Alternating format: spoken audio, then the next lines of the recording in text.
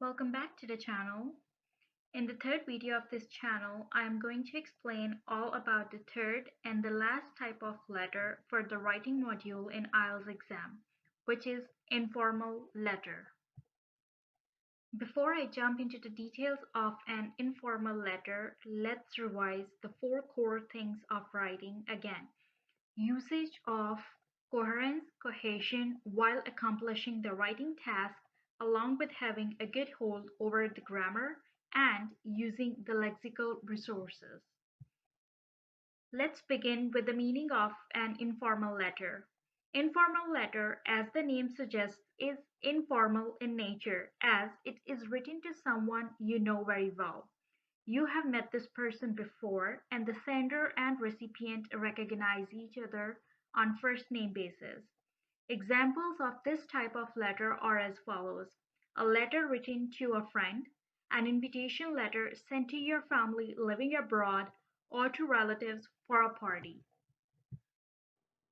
Always keep in mind the word limit for writing a letter is 150 words maximum. Have a good time management skills with following the rule of 5, 10, 5 or 2, 16, 2 minutes for planning, writing, and proofreading your answer. Lastly, do not forget to leave one line after every single paragraph. So here is the format of an informal letter. In an opening salutation, you will be using the first name of recipient as you are known to the person. This will be followed by body paragraph number 1, where you will be writing 2 to 3 lines covering your purpose of writing. In an informal letter, you do not have to introduce yourself as both the parties are known to each other. The next 3 paragraphs will focus on 3 points asked in the question. Before closing the letter, we will have an anticipation in 1 to 2 lines, usually with other two formats of letter, which are formal and semi-formal. You write an anticipation where you urge the other party to reply. But in an informal letter, you may or may not write this type of an anticipation. For example, when you're writing a letter to inform your friend or a family about a book you loved, you're just recommending a book. They may or may not reply.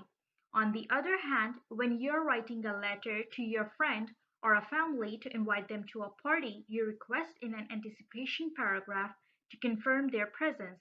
Therefore, they must reply. Finally, in the last leg of the letter, you will close the letter with yours lovingly, comma, and your first name in the next line. After learning about the format, here is the question I have picked to have a detailed explanation of the same. So the question is, one of your friends has written to ask you for help in finding a job in your country. You have heard about a job in a local company that might be suitable for him or her. Write a letter to this friend. In your letter, tell your friend about the job and what sort of work it involves. Say why you think the job would be suitable for him or her, and explain how to apply for the job. Now, we are going to analyze the question. How to identify if the letter is informal? Well, here is an example. One of your friends has written to ask you for help in finding a job in your country. The very first line is indicating towards your friends, and letters to friends most of the times are informal. Second line is, you have heard about a job in a local company that might be suitable for him or her. This line is telling you what the letter is going to be about, a job.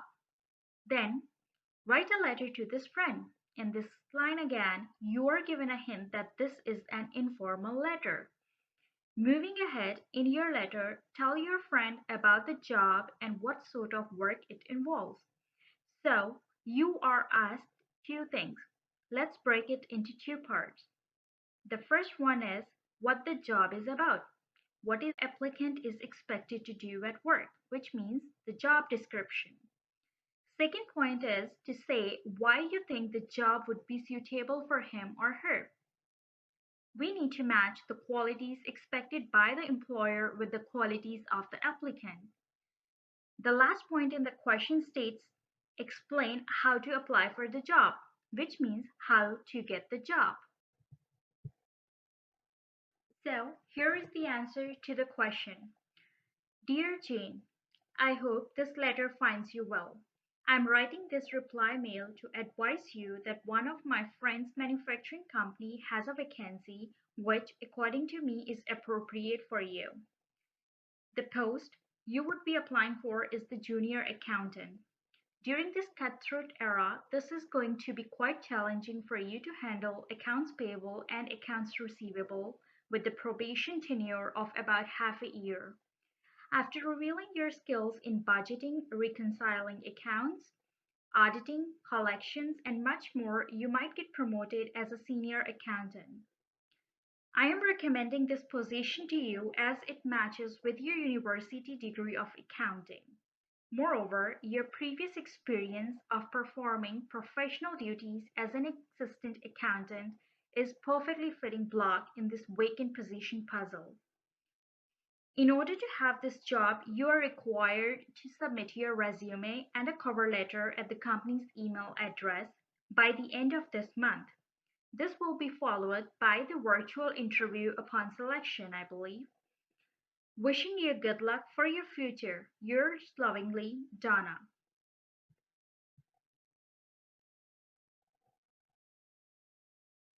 Just like how I analyzed the question, now I'm going to do the same with an answer that I have written. Starting the letter with the first name of the person, then you are going to leave one line. In paragraph number 1, as this is an informal letter, so you do not have to introduce yourself, but just start casually by saying, "How are you?" or "Hope you're doing well," or "I hope this letter finds you well," and much more. But you have to write about the purpose of writing. So in this answer, I have mentioned advise you that one of my friend's manufacturing company has a vacancy. Then, leaving one line, in paragraph number 2 per question, we are being asked to explain about the job position and description. I have mentioned the job position as junior accountant. Next line is focusing about job description, budgeting, reconciling accounts, auditing, collections.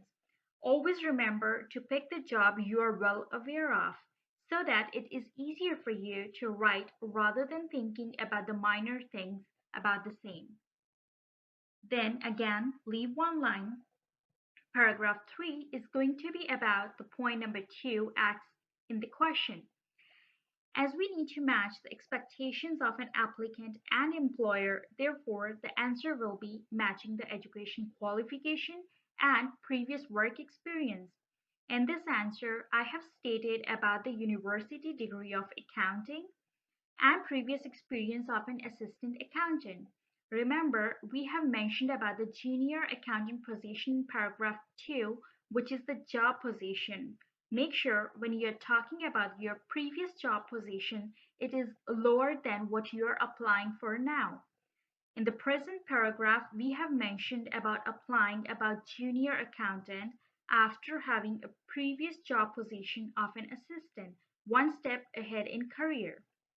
Leaving one line, moving to paragraph number 4, it should focus on point number 3 of the question, which is about the application process. I have written about submit your resume and cover letter. Make sure to provide enough details to recipient that he or she can accomplish the task. Here, I am providing my friend with the email address of the employer to send his or her credentials. Leaving one line, in anticipation, I am wishing the friend good luck. Leaving one line, closing salutation, yours lovingly, comma, again, leave one line, your first name. Thank you for watching this video. Hopefully you find this video helpful in your preparation stage of the exam. If you have any questions or suggestions, feel free to contact me via email address provided in the description of this video or by leaving a comment in the comment section. Please like the video and subscribe to the channel for more educational videos. Thank you again and good luck for your exam.